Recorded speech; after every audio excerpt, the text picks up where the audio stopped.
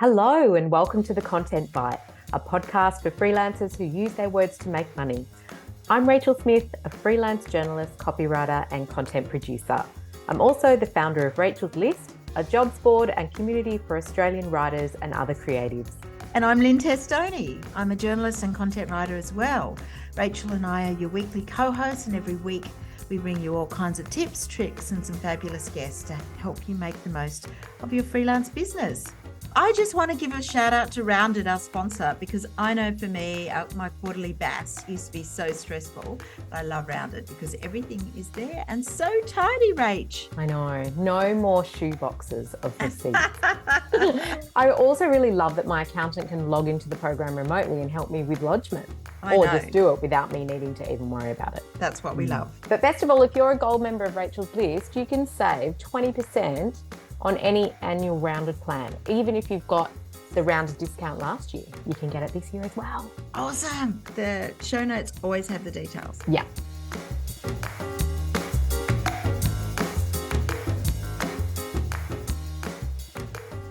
Hi, Rach. How are you? I'm good.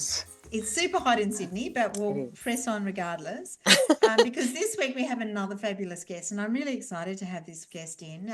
She's a long-term freelancer, and I think she must be one of the busiest writers I know. I mean, she's amazing. I've been seeing her byline for decades, and now she's writing historical novels as well. She's so inspiring. I know. Our guest this week is Sue Williams, and we've just been talking about her new book. I've just finished it. But it's really cool, isn't it, that we talk to so many journos who reinvent their careers into copywriting and content. But I'm interested in talking to Sue about her fiction writing and how that's all evolved for her along with her freelance work. So shall I introduce her and we'll get her into the hot seat? That'd be great. Okay. Sue Williams is an award-winning journalist, travel writer, and best-selling author of both fiction and non-fiction.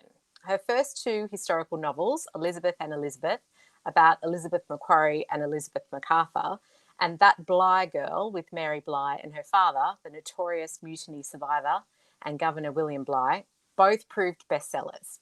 Her new book, which is the one we've just finished, is called The Governor, His Wife and His Mistress, about early colonial life, focusing on the women close to Philip Gidley King. Welcome, Sue. So glad to have you here. Oh, thanks for having me. It's wonderful. I'm sure, Sue, that I've been editing your copy for years and seeing your byline everywhere, but I know some of the listeners may not know you and your work. So do you want to tell us a little bit about your career journey? Gosh, you make me sound really ancient. That's why? I was ancient, but no. But no, I trained as a journalist in the UK. I'm from there originally. You can probably hear from my voice. I tried very hard to have an Australian accent, but somehow English people say to me, oh, yes, where in Australia you're from? But Australians always say, oh, yes, you're English. I worked in New Zealand after that for a year, working in television and in newspapers as well. And then I came to Australia in 1989, just after the bicentennial, and started working for the Daily Telegraph. And then I worked for the Australian, and then I worked for magazines, and then I worked for the Sun Herald. And then I became a freelance about 20 years ago. And I've been a freelance all that time. And I still really love it. I just love the freedom. I love being able to work in my pajamas. I mean, lots of people work in their pajamas now because lots of people work from home. But I guess I was there in my pajamas first. I think I was probably there in my pajamas as well, like with you. I mean, not with you personally, but 20 years ago, yeah, we were both rocking the loungewear. That's right. I actually put one picture of me on Facebook in an hoodie, and I got so much response from it about people saying, oh, God, you look shocking. And I thought, I'm never going to do that again. Oh, gosh. We got to love social media. Well, how much freelancing are you doing these days, or have books taken over? What's the mix like? Yeah, it kind of varies according to deadlines, really. But when a book deadline is coming up, I tend to really focus on books and try and squeeze in the other writing around it. And I do actually, I mean, it's taken me a long time, but I do say to editors, look, I'm really sorry, I can't do any more work for you for a couple of weeks because I'm on a deadline with something else. And at first I was really nervous about doing that. I think most freelancers are. But I discovered that sometimes it makes you even more desirable in some ways. And people don't seem to hold it against you at all. If you're good and you're reliable and they like your copy, then they'll give you a couple of weeks off, and then they'll come back to you and say, are you ready now to start writing again? So that's been a big learning process, really. But I think generally I do half freelance journalism and travel writing, and then half books. Because I love books, but you don't really make very much money from them. You can occasionally make a lot of money from occasional books, but often they don't pay very much, especially these days. People don't read as much. The contracts are for less money. There's just less money kind of swishing around. So journalism is quite a stable income in lots of ways. I mean, you know, we were on strike the other day for Fairfax for 9, asking for better rates of pay, that kind of thing. So rates of pay have gone down for freelance work as well. But generally, freelance pays better than books, I think. And I just love the combination of the two, because every time you start a book, I mean, that's a massive project. And it feels like a huge mountain to climb, really. And I think when you're actually looking at the mountain, it feels really daunting. When you start climbing the mountain, you can only see the little space in front of you, so it doesn't feel so bad. But the beauty of freelance journalism, that you might be writing a 600-word story, or an 800-word or a 2,000-word story, but that feels so much more manageable, and you get so much pleasure from finishing it. Whereas with a book, you have to take a long time to get that pleasure from finishing it, really. So it's a great combination. It's lovely to juggle the two. I really like it. Wow. I loved your latest book, which is called The Governor, His Wife and His Mistress. I knew a little bit about Philip Gidley King. Is it Gidley or Gidley? I don't know. Gidley. Gidley. And I was so impressed with the depth of research that must have been involved. Do you want to take us through what you did and how you worked that? I always wrote non-fiction, and then during COVID I thought I need a new challenge. I might have a go at fiction, and I've always really loved historical fiction, so I thought I might try that. But what I didn't really consider at the time was that historical fiction is really hard, because you've got all the research that you have to do, and then all the imagination you have to draw on to create the fiction, and then you have to pull out all the research so it doesn't bore your readers, really. You just have to sound really knowledgeable and as if you know what's going on, and feed them and kind of paint pictures of the environment at the time and the people. But you don't want to end up cramming people with so much research. So it's really quite hard, because you do it and then you pull it out again.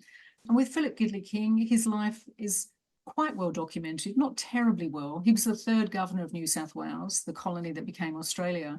And he's obviously not as well known as Arthur Phillip, and maybe the 2nd governor, John Hunter. And then he came along, then Bligh came along, and everybody knows about William Bligh. And then Lachlan Macquarie, and everyone knows about him. So he's perhaps not quite as well known, but there is plenty of material about him. And he kept a daily diary, or journal as he called it, for every day that he was in Australia. He spent a long time on Norfolk Island, he spent a long time in Sydney, but he kept meticulous notes on everything, which is fantastic. Oh, great source material. Oh, absolutely. And another great source was, he has a direct descendant here called Jonathan King, who is also an historian. And he and his father wrote a book about Philip Gidley King quite a few years ago, really, but they wrote a book about him as well. So there was secondary material as well as that primary material as well. And then the most interesting thing about Philip Gidley King, I thought, from a dramatic point of view, was that he came over with the First Fleet, and he had his pick of the convict women to take them over to Norfolk Island, because that's where they were setting up a second colony. And he picked 5 women, and one of the women, Anne Inett, he asked to be his housekeeper. And then housekeeping duties in those days seemed to also include warming one's bed. Yes. That weird expression. Yes. And he had 2 sons by her, rather unimaginatively called Sydney and Norfolk.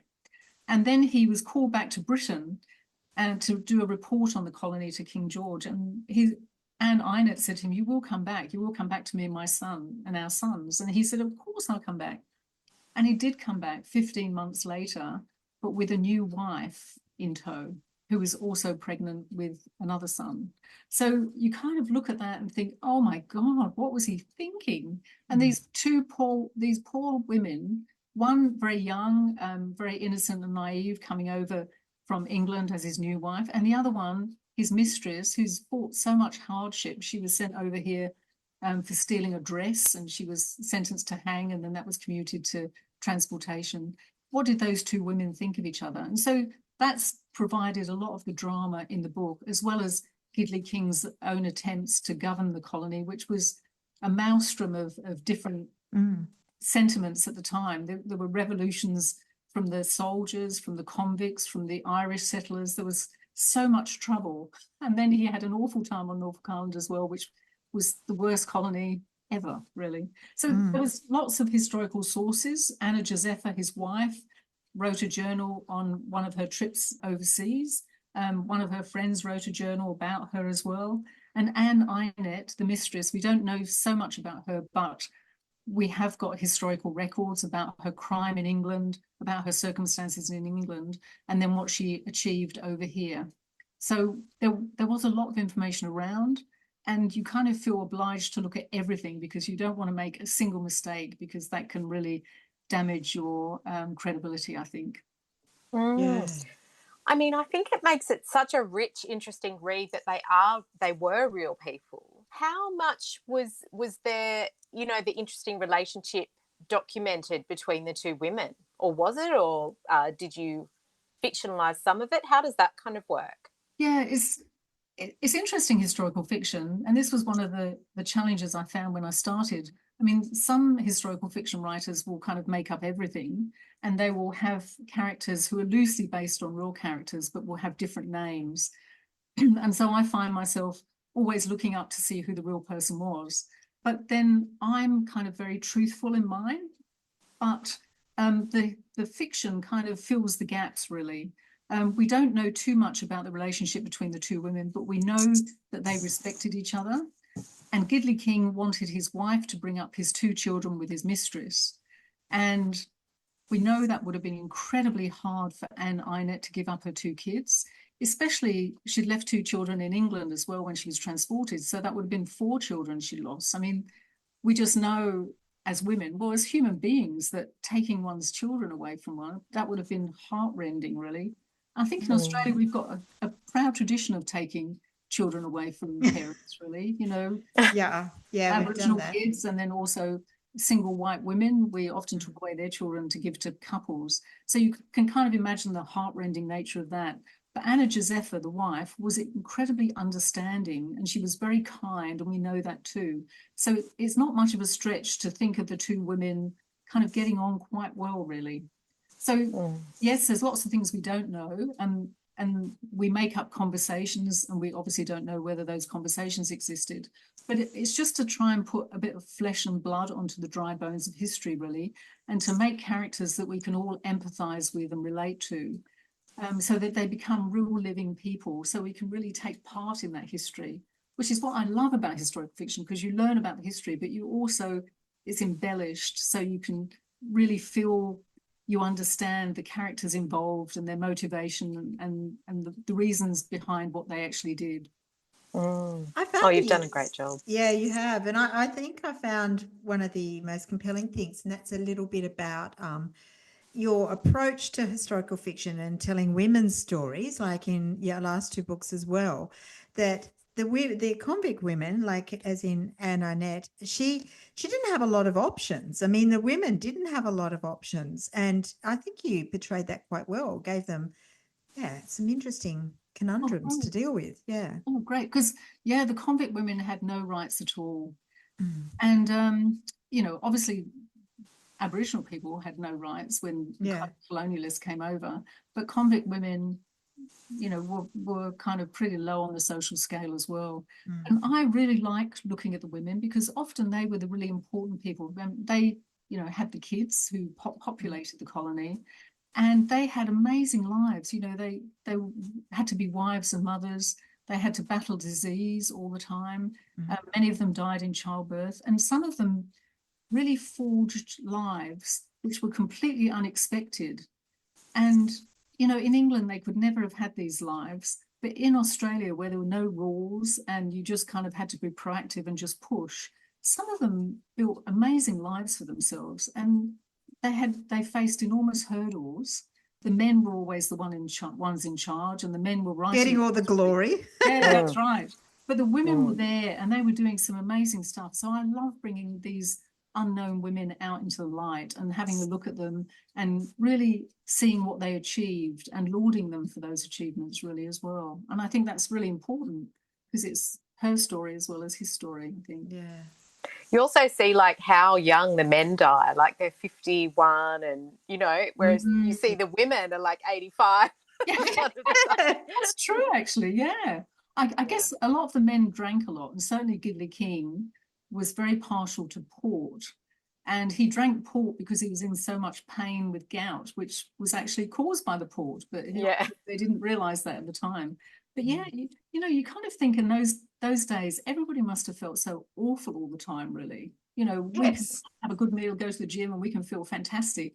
They had none of those kind of options. They often had really awful food or no food at all. Famine was particularly prevalent at that time, and you know, they just had illnesses that they had no idea how to counter, and they were often taking mercury for syphilis, which, you know, really didn't do them any good either. And the gout was just really quite deadly. I mean, people still get gout now, but, you know, you just take some kind of medicine and it's fine. But back then you just had to live with it. And Gidley King was overwhelmed with it at times. It's terrible.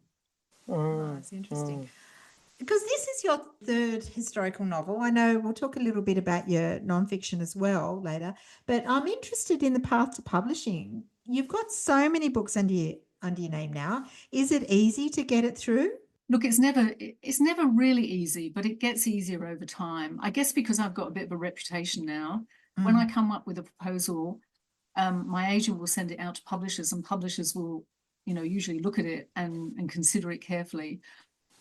But still, I can still have trouble. I've got one pet project that I've been trying to get up for a few years now, and I still haven't been able to get it up. So really, a publisher can look at a project and think that's not going to sell enough. So no, we don't care who the writer is or how good the story is. If it's not going to sell, we're not interested. And publishers don't have as much money as they used to have. People don't read as many books as they used to. Publishing contracts pay a lot less than they did, you know, even 10 years ago, really. So it can be quite hard. But then on the other hand, self-publishing now is a way that many people go, and they can make good money out of self-publishing as well. So those people have access to being published that maybe they never had before, because you can just register your book on Amazon. You don't really need a distributor anymore. And then Amazon will sell those books for you.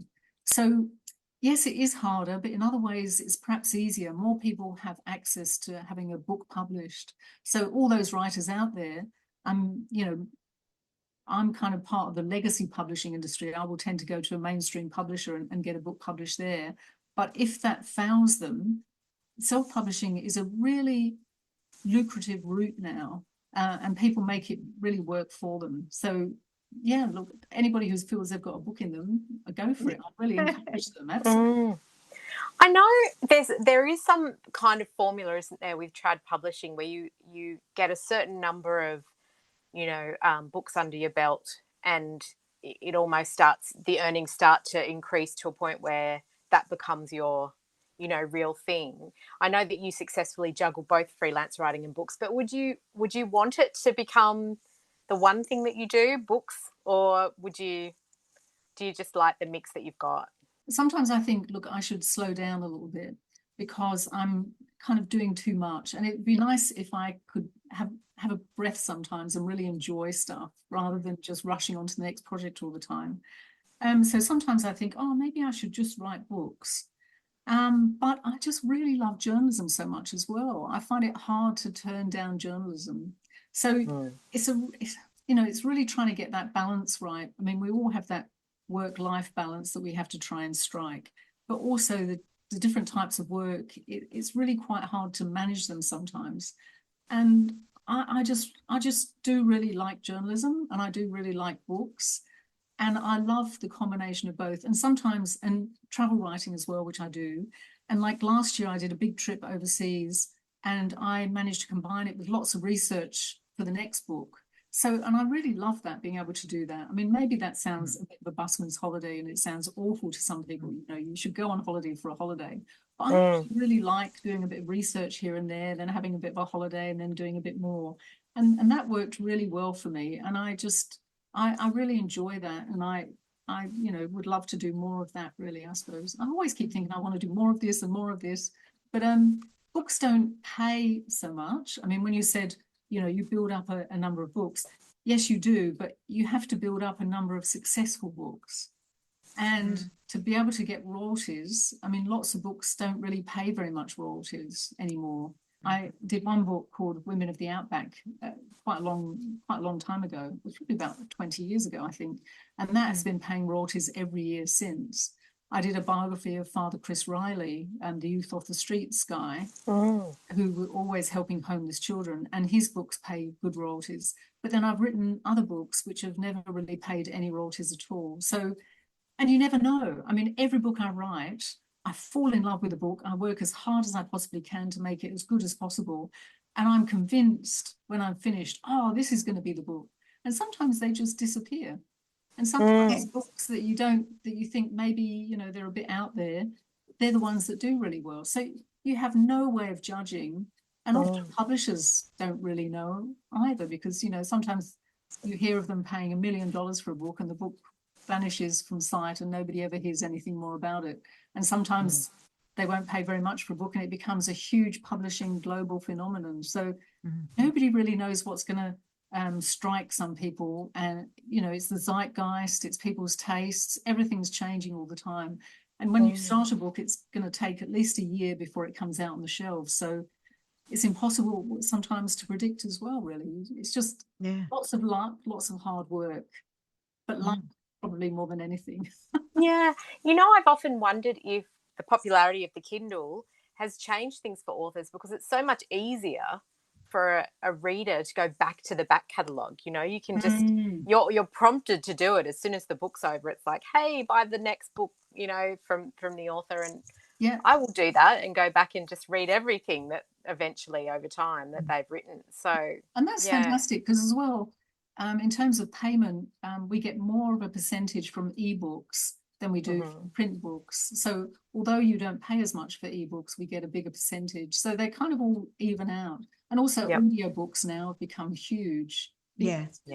Lots of truck drivers or people working from home, and people commuting listen to audiobooks a lot. So that's kind of an additional income as well. So you can read books in any sort of medium now, and that's great, really. It's fantastic.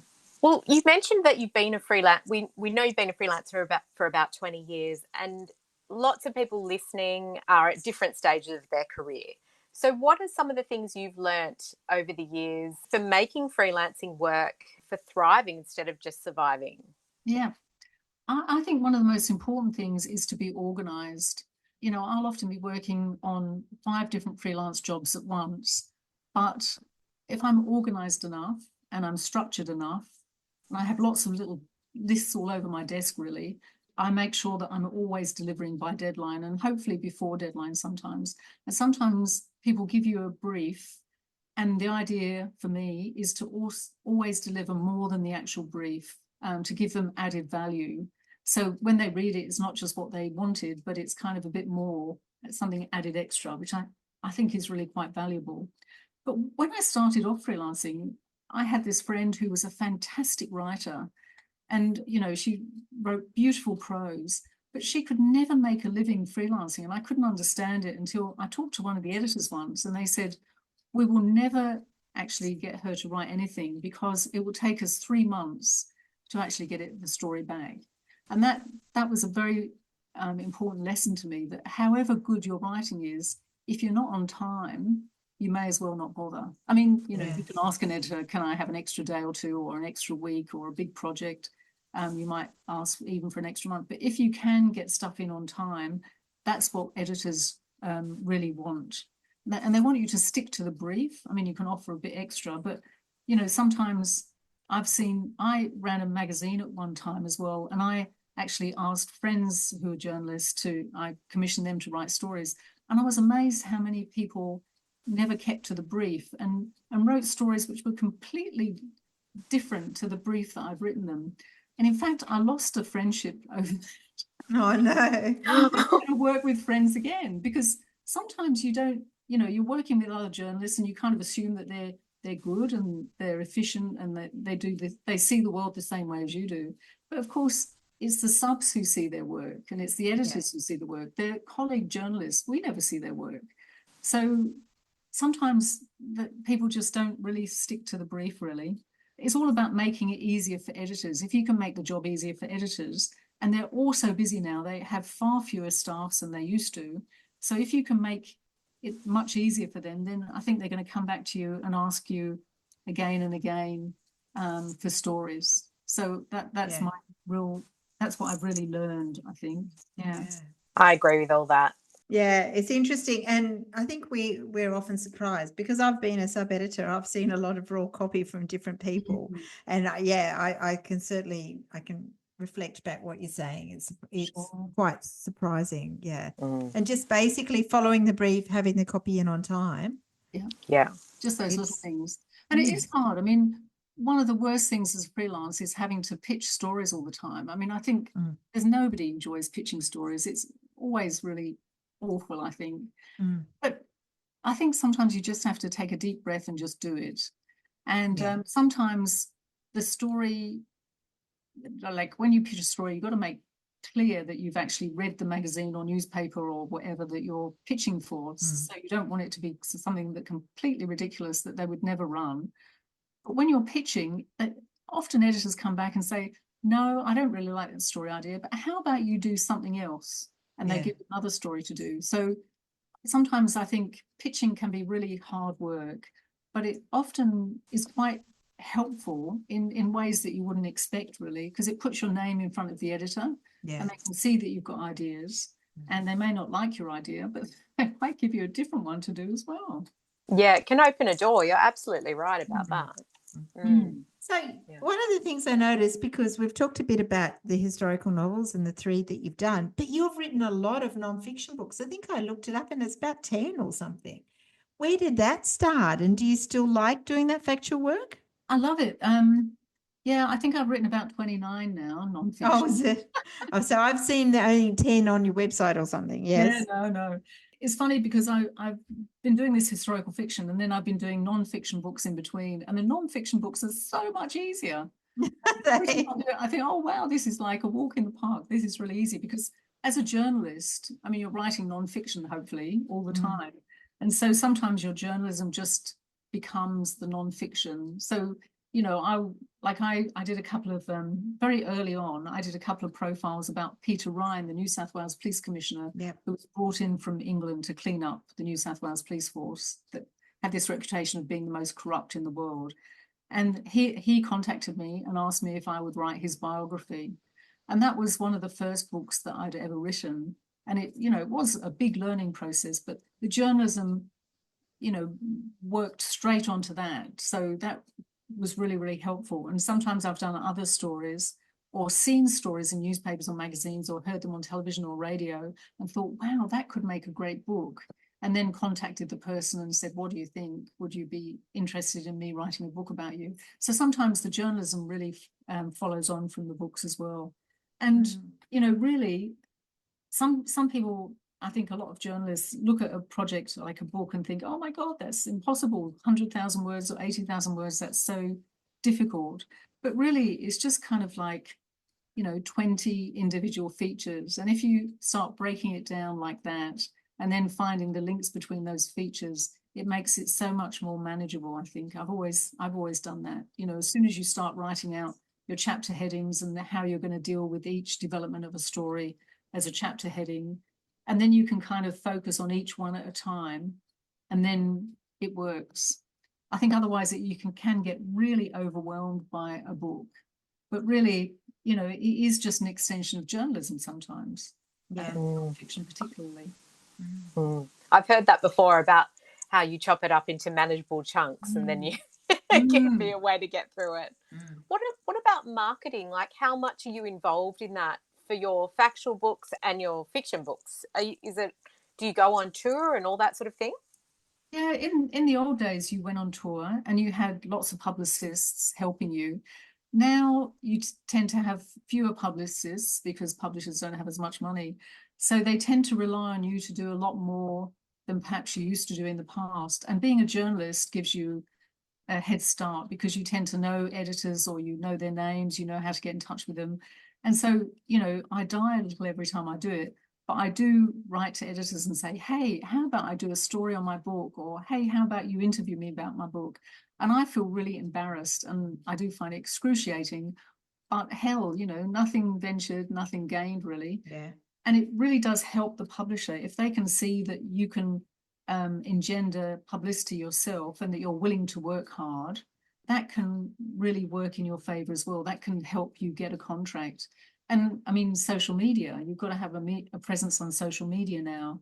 Obviously, we didn't used to have social media, so we didn't have to worry. And now I find I spend quite a lot of time on social media because it is quite important. It's important to extend your reach. And I find that really quite hard as well. But younger writers would probably find it a lot easier. And also, I end up doing loads and loads of talks, which I never used to do. Maybe once, for a book, maybe twice for a book. Yeah. But now, like, I've got bookings now for this latest book until October this year. And I'm thinking, oh my God, why do people want to hear me talking? But you just have to do it. And sometimes it's awful. I went to a talk last year, and next door somebody had booked a Chinese drumming workshop. No. And I had no microphone, and I was just shouting as loudly as I possibly could. And then every time the drumming stopped from next door, I was like yelling at the top of my voice. And then I'd have to go quiet, and then the drumming would start, and I'd have to start shouting again. And you especially when you're writing historical books, sometimes the audience can be a little bit older. And I've had people in the front row fall asleep, and because they're sitting in the front row, they catch your eye all the time, and you just, it can be quite hard, really. And I've done events where, there's been maybe 200 people, and it's been great, and I've talked, and they've all seemed really enthusiastic. And then afterwards, they haven't bought a single book because you have to take your books with you to sell. And that's kind of part of the sort of unwritten social contract. You turn up for nothing, you give 3 hours to them. Yeah, they should buy the book. Books. Yeah. No, one place invited me back again this year. And I talked to them last year, and nobody bought a single book. And I said, no, I'm sorry, I can't come because, you have a limited amount of time. And sometimes you just have to, I'm learning this, you just have to say no. So I'm getting a bit better at it, but it's hard. Yes, I still have memory of going to the Sydney Writers Festival, and there were authors sort of waiting to sign books, and there was one person with nobody in the queue, and the other person, they happened to sit next to Sarah J. Maas. And I just think, oh my God, and her queue was just like, it was like 400 strong or something and growing. And I just wanted to go up, and I didn't know who that person was. I wanted to buy all their books. I wanted to give them a hug. I just think we've all been there. I'm sure you've all done those sort of terrible things. Oh, awful. Yeah, it sure is. And every time you see yourself sitting next to somebody who's really popular, you think, oh no, give me somewhere else to sit, please. But one thing I wanted to mention was when I took a look at your website for this, I was amazed by your experience on the Cunard Literature and Sea Cruise. That sounded like such a nice gig. So a dream assignment. So tell us about that. And that sounds like the nice part of promoting your book. Oh, that was wonderful. I reckon it was one of the highlights of my career. It was just fantastic. It just happened out of the blue. Cunard, with their Queen Elizabeth ship, decided to do a themed cruise, and it was about literature. And so it was from Sydney to Hobart and back again. And they had about 7 writers, and we each gave workshops and gave talks. And everybody on the ship seemed to be really fascinated by books. And they're all sitting around everywhere you went, reading books. And you just don't see that these days. People just reading their phones all the time. And it was just absolutely lovely. It was like stepping back in time, really, to a much more genteel age. And every event you did, the workshops and the talks, people were so enthusiastic, and it was just absolutely lovely. I mean, I would love to do that again, but unfortunately, I don't know that it's ever going to happen again, because Cunard now, because of the weakness of the Australian dollar, are not sailing from Australia anymore, because it costs them so much to bring their ships all the way over here.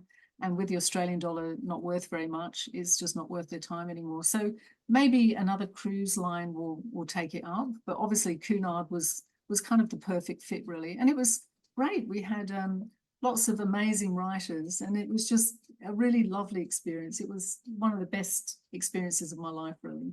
And no Chinese drummers. It was great. That sounds like something I want to go on. Maybe you can get pitching to some of the other cruise ships. You never know. You might open a door. You've got a decent back catalogue now and a really good name. So are you finding the promotional side is getting easier? Like, are you starting to get paid for talks now? I know some authors do. And when you do those promotional pieces, like in the newspaper, do they pay you, or do they say immediately, well, you're selling your book, so now you can write it for free? Or yeah, usually you write it for free. And fair enough, they don't have very much money now either, so you have to be prepared to do stuff for free. And most of the talks you give are for free as well, but sometimes, they'll say we'll have a fee here, and sometimes you can sell your books there, or they might have a bookseller there, which is great, really. I did an afternoon tea in Wagga Wagga one day, and there were about 50 people there, and they each bought 3 books. It was amazing. So you just never really know what's going to happen.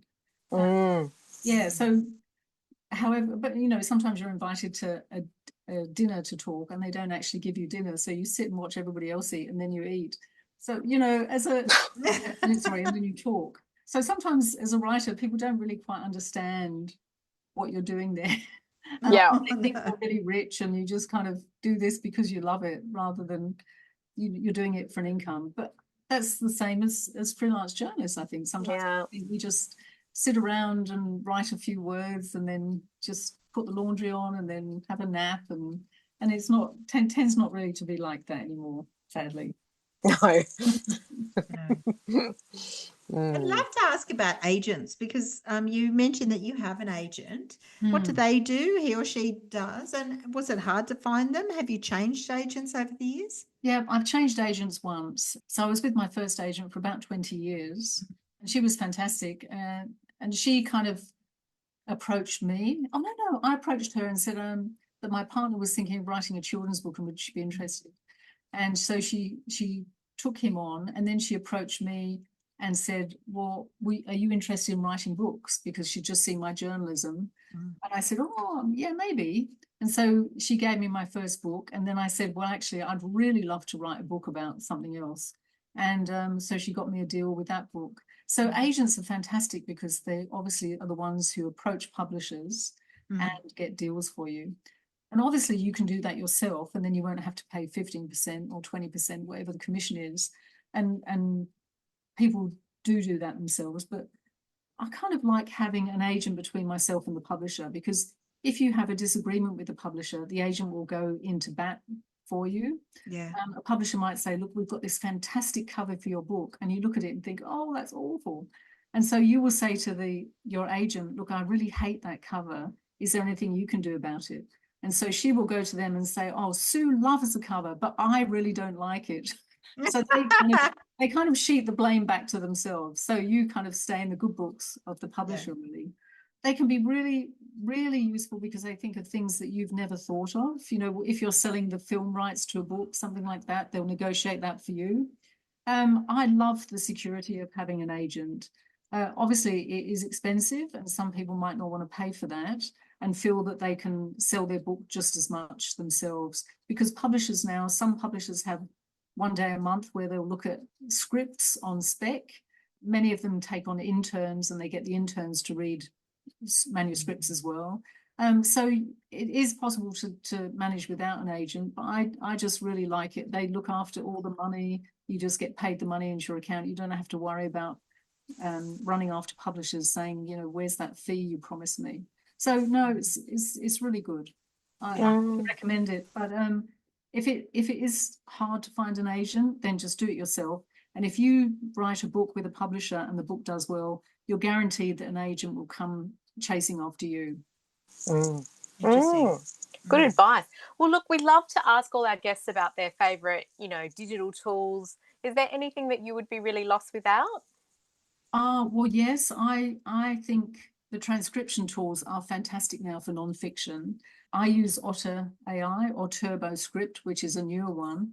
And I remember, sitting there for hours transcribing interviews or getting people overseas to do it. And they sometimes, I did a book about Father Bob Maguire, if you remember, in Melbourne. And remember Bob, not remember my book particularly. He had a really idiosyncratic way of speaking. And I had a transcriber in Pakistan who obviously couldn't make head nor tail of what he was saying. And it was just a disaster. Yeah. But those digital transcription services are fantastic. And now, of course, we have AI. And AI has been tremendous. AI is incredible for historical fiction.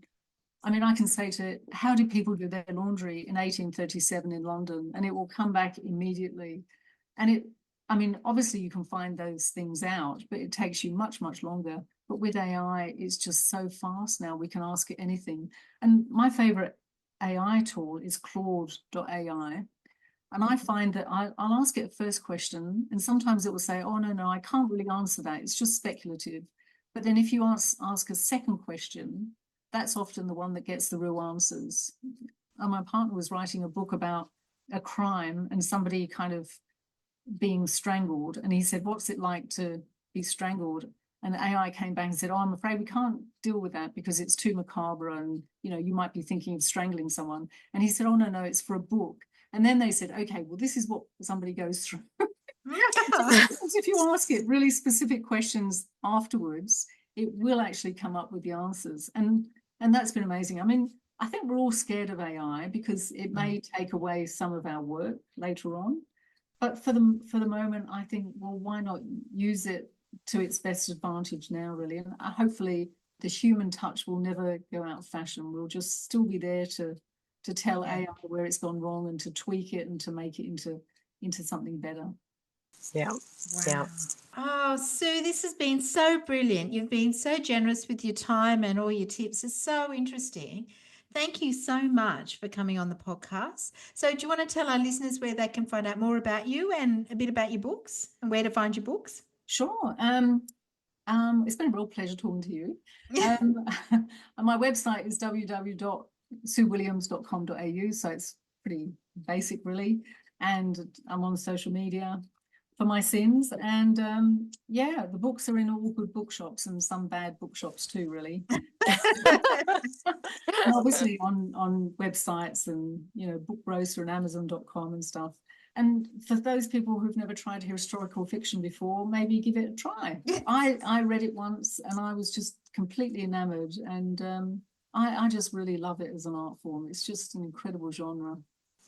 Yes, Sue's book is brilliant. It's called The Governor, His Wife and His Mistress. Have I got that in the right order? Yeah. And it really is such a good read. So We both loved it. Yeah, and thank you so much again, Sue, for being our guest this week. That brings us to the end of the show. But thanks to everyone who's listening. And if you like the show, please leave a rating and a review on the platform where you find your podcasts. And we'll put links to Sue's website and her book as well in the show notes. And thanks so much, Lynne and Rachel. That's great. Thank you. Thank you. It was lovely having you. We'll see everyone next week. Thanks. Bye. Bye. Thanks again to our wonderful sponsors, Rounded, easy accounting and invoicing software that helps freelancers run their business with confidence. And don't forget, if you're a gold member of Rachel's list, you can check your welcome emails for an exclusive discount code on the annual subscription rate. You can also find it in the private Facebook Gold group or just contact us at hello@rachelslist.com.au.